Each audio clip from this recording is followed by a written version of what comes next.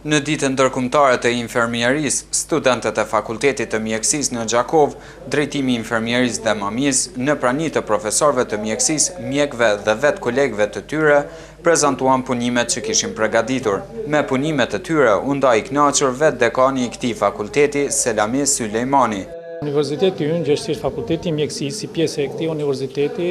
për herë të dytë, për vitin e dytë, vazhdon me këto takime,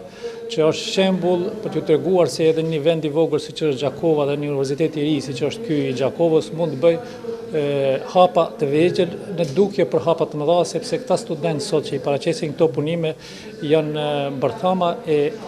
vazhdueshme e punës së madhe që bëjnë ata.